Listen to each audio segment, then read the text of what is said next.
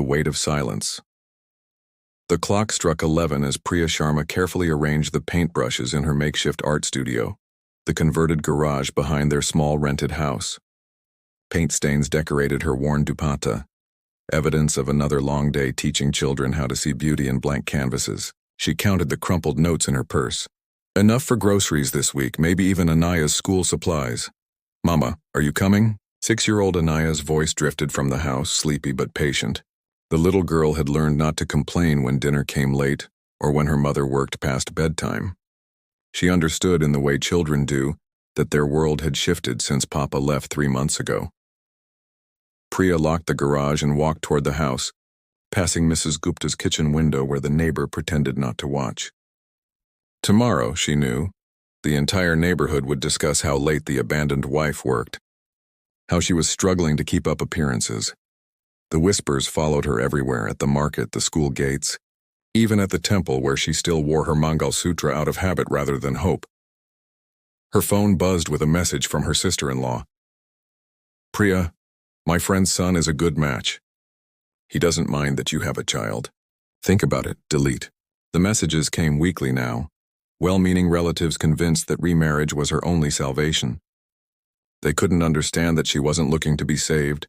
She was learning to save herself. Inside, Anaya had fallen asleep on the sofa, homework scattered around her like fallen leaves. Priya gathered the books, noting the math worksheet marked with red corrections. Her daughter was bright but struggling with the chaos their life had become. The guilt twisted in her chest, familiar, sharp, unwelcome. She carried Anaya to bed, watching her daughter's peaceful face in the moonlight streaming through their thin curtains. "I promise you'll have better than this," she whispered, the same vow she made every night. "I promise you'll never doubt you're worthy of love that stays." Returning to the kitchen, Priya spread her lesson plans across the worn wooden table. Tomorrow she had 5 private students, each paying a modest fee that slowly built toward their survival. Mrs. Verma's teenage daughter needed help with landscape painting.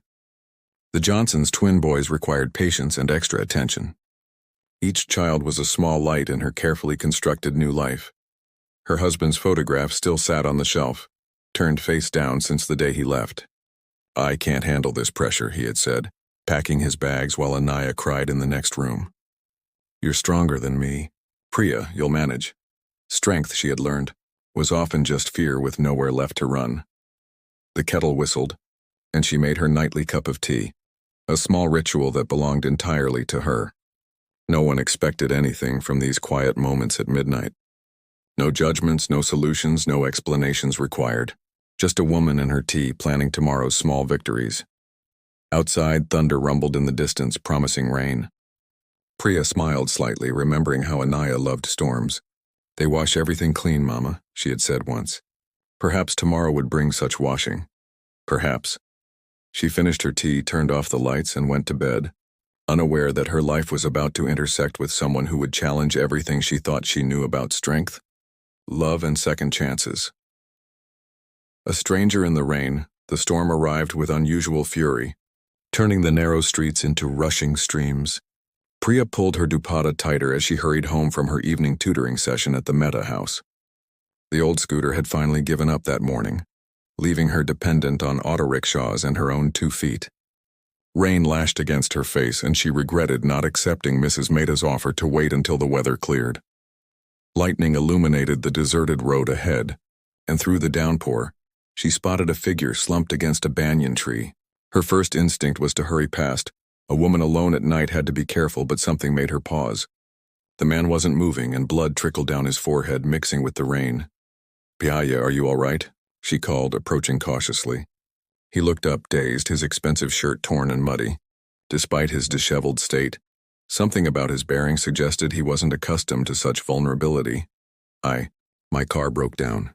I was trying to fix something under the hood when it slipped." His voice was educated, refined, but tinged with embarrassment.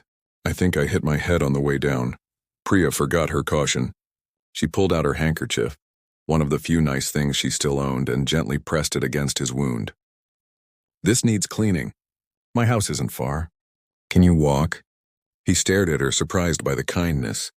"You don't know me. I could be anyone. "You're someone who needs help," she said simply, helping him to his feet. "That's enough for now." The walk to her house was slow, his arm steady on her shoulder. She noticed his watch, expensive but understated, and his shoes, which even muddy and wet spoke of quality. Yet he didn't complain or demand special treatment. Most men of apparent means would have been making phone calls, expecting rescue. "I'm Vicky," he said as they reached her gate. "Priya." She opened the door quietly, mindful of sleeping Anaya. "Sit here while I get the first aid kit." He looked around the small living room, taking in the art supplies organized in corners, the child's drawings taped to walls, the simple furniture arranged with obvious care. When Priya returned, she found him studying one of Anaya's paintings, a bright yellow sun breaking through purple storm clouds. "Your daughter's?" he asked. "Yes. She says storms make the sunshine more beautiful." Priya began cleaning his wound, noting how he watched her hands work. "You should see a doctor. This might need stitches. It's not that bad. You have gentle hands. Are you a nurse?" "Art teacher." She applied antiseptic and he winced. "Sorry, almost done." "Art teacher," he repeated thoughtfully. "That explains the creativity everywhere. Do you teach at a school?" "I used to. Now I do private lessons." She didn't elaborate on why she'd left her school position, the pitying looks from colleagues, the assumptions about her situation affecting her work. "There, that should hold until you can see a proper doctor." Vicky touched the bandage carefully. "Thank you. Not many people would help a stranger these days. Maybe they just haven't been in a position where they needed help themselves." Priya began packing away the medical supplies. "I'll call you an auto when the rain stops." "Actually," he hesitated. "My phone got damaged in the fall. Could I possibly use yours to call someone?" She handed him her basic smartphone, watching as he dialed from memory. His conversation was brief, professional, mentioning only that he'd had a small accident and needed pickup from a friend's place. No dramatics, no demands for immediate rescue. While they waited, they talked quietly. He asked about her art, listening with genuine interest as she described teaching children to see beyond what their eyes showed them. She found herself relaxing, forgetting for a moment the careful boundaries she'd built around her life. "You love it," he observed. "Teaching, I mean. Your whole face changes when you talk about it." Priya felt heat rise to her cheeks. When had anyone last noticed what made her face change? "It's honest work. And children, they still believe beautiful things are possible." A car horn honked outside. Expensive, subtle.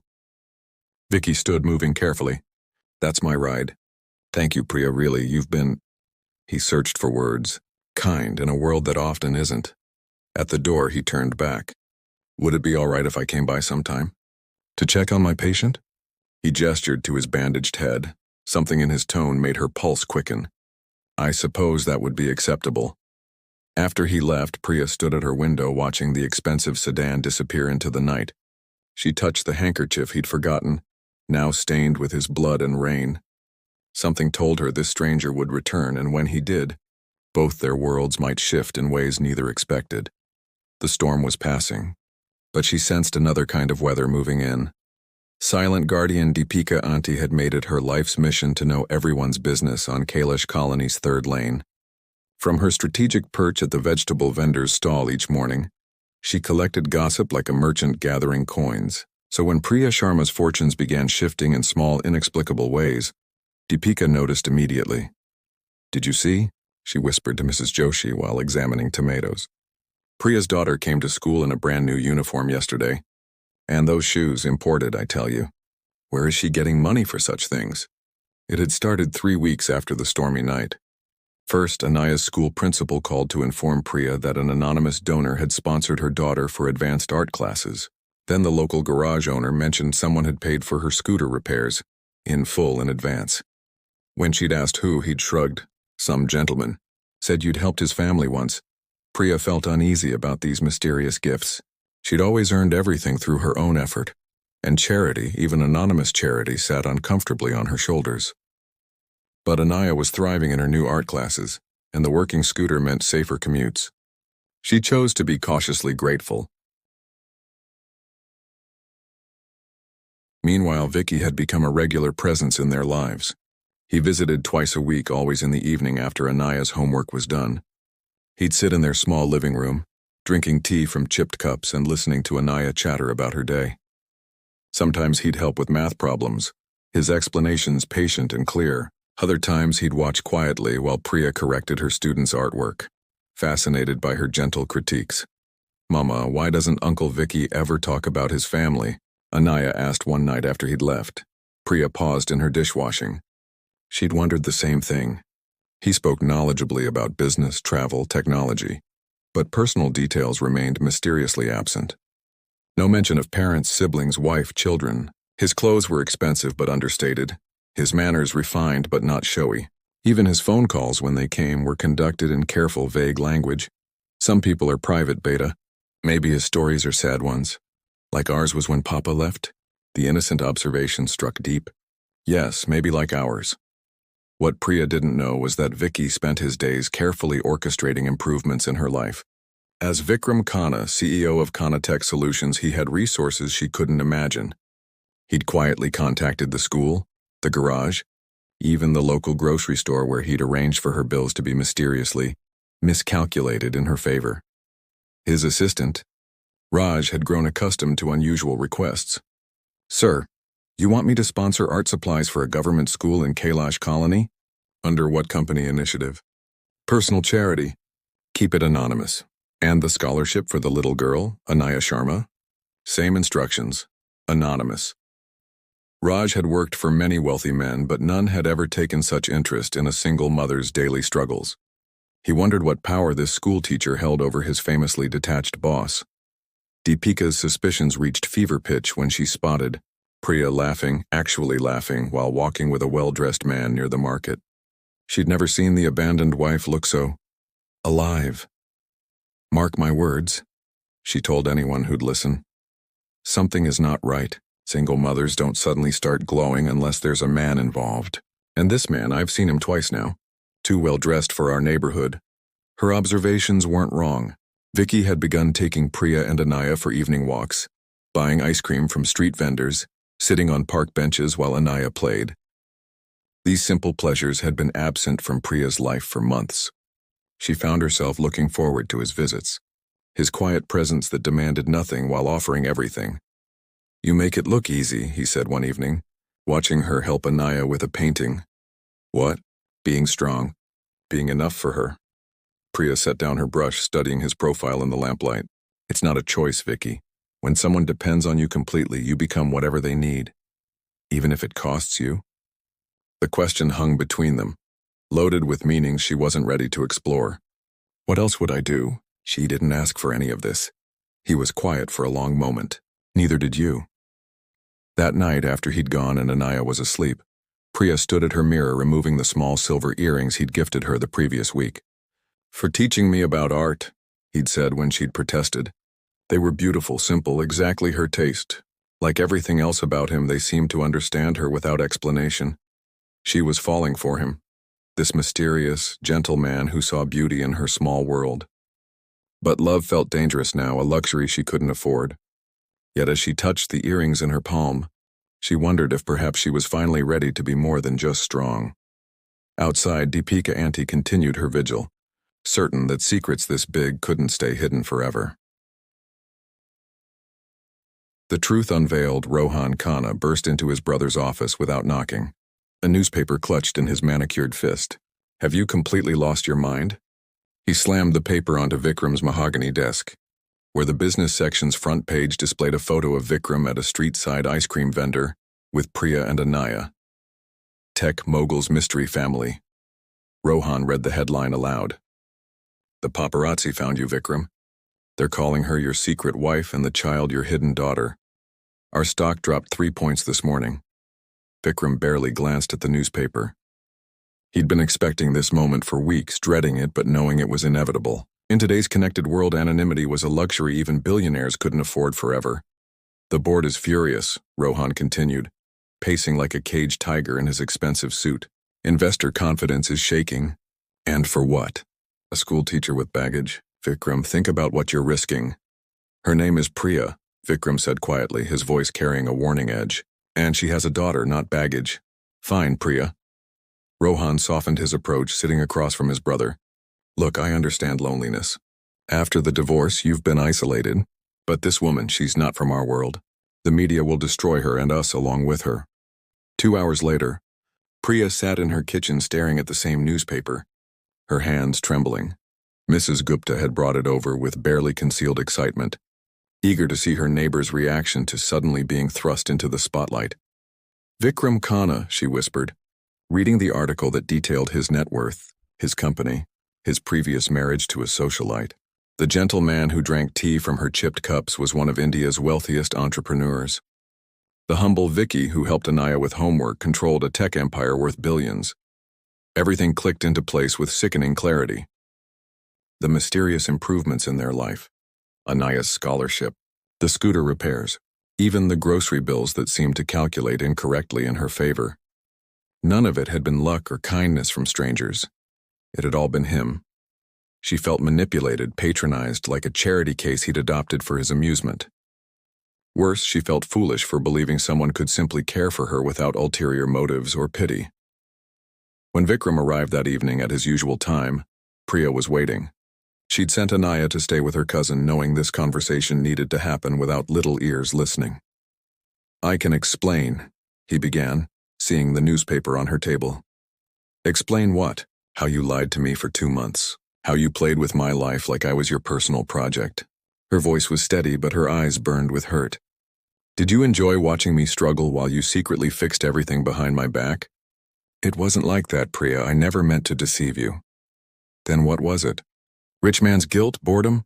Did your friends dare you to see how long you could fool the poor widow? The words hit him like physical blows. I fell in love with you, he said simply. From that first night when you helped a stranger without asking questions. You have a strength that humbles me, a heart that sees good in everything. I've never met anyone like you. Love. She laughed bitterly. You don't love me, Vikram, or should I call you Mr. Khanna now? You love the idea of me, the simple, grateful woman who makes you feel noble. But I'm not your redemption story. That's not true, isn't it? Look at this. She held up the newspaper. They're calling me your mystery family.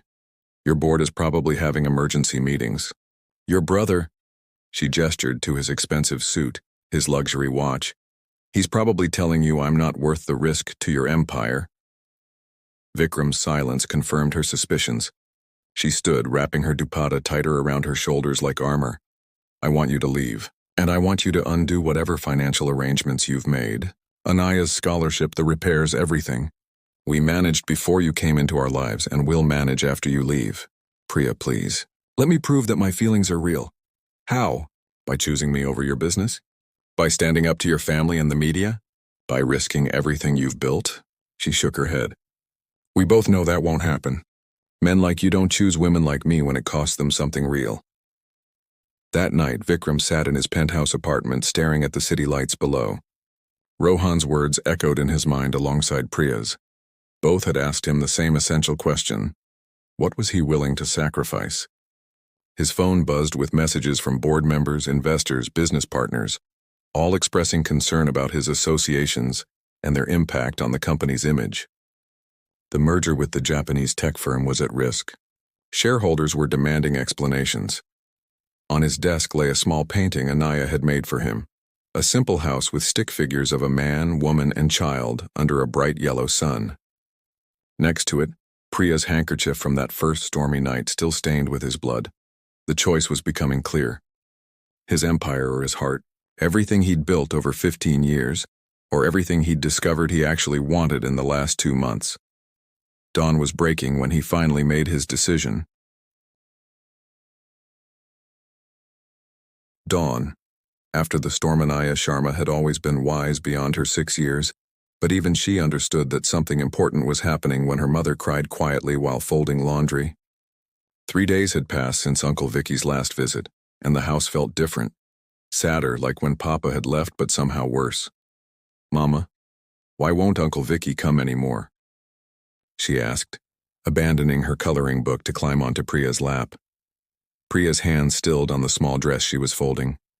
How could she explain adult complications to a child who saw the world in primary colors? Sometimes grown-ups have misunderstandings, Beta. But he makes you smile. And you make him smile too. I saw it. The simple observation pierced through all of Priya's careful reasoning. In her hurt and pride, she'd forgotten that love, real love, was visible to everyone, especially children. Meanwhile, across the city, Vikram sat in the boardroom of Kana Tech Solutions, facing the most important meeting of his career. The Japanese merger delegation waited via video conference. Investors filled the mahogany table, and his brother Rohan watched with barely concealed anxiety. Mr. Kana, the lead investor, Mr. Malhotra, spoke carefully. "We need to address the recent media attention. Your personal life has become a distraction that's affecting our stock prices. The Tokyo deal is contingent on stability," added the Japanese representative through the screen. "Unexpected publicity creates uncertainty in our partnership." Vikram had prepared for this moment during 3 sleepless nights. He stood, his hands steady despite the magnitude of what he was about to do.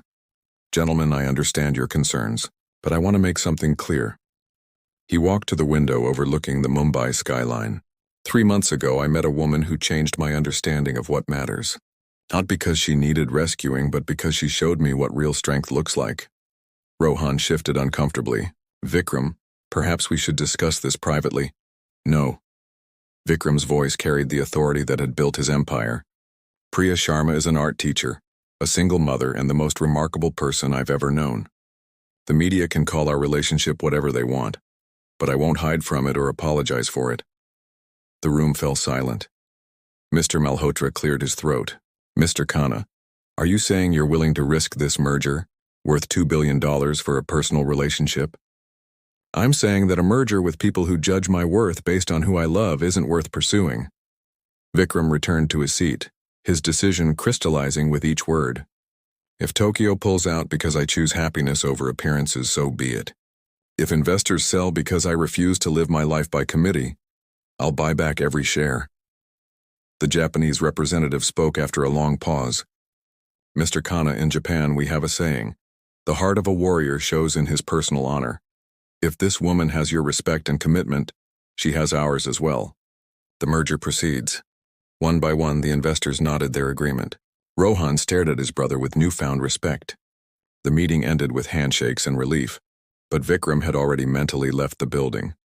He found Priya in her makeshift studio, teaching 2 young students. She looked up when he entered, surprise flickering across her face.